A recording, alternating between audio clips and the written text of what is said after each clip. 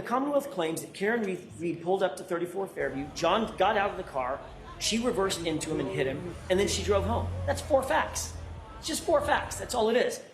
What evidence do they actually have to prove that that SUV ever hit John? The answer is none. They don't have any. There's no evidence whatsoever that Karen Reed's vehicle ever struck John O'Keefe or that Karen Reed ever wanted to strike John O'Keefe. In fact, every single piece of material evidence in this case unequivocally proves the opposite. Or Trooper Proctor had, according to the Commonwealth's best and brightest, Trooper Paul, John absorbed the entirety of the collision, a whole collision, with that 3.5-ton SUV entirely with his right arm, launching him some 30 feet.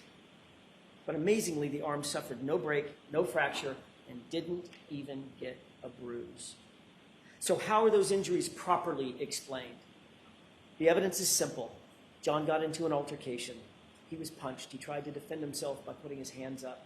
He may have even scratched his own nose by putting his hands in front of his face to defend himself. His hands were bruised and covering up.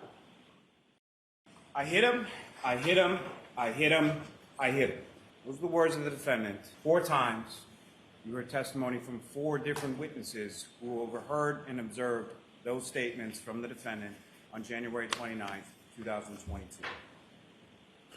What the constellation of the facts and the evidence ineluctably demonstrate here is that the defendant drove her vehicle in reverse, 24.2 miles per hour, for 62.5 feet, struck Mr. O'Keefe, causing those catastrophic head injuries.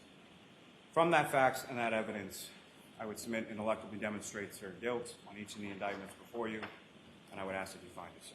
Thank you. Very important part of the case.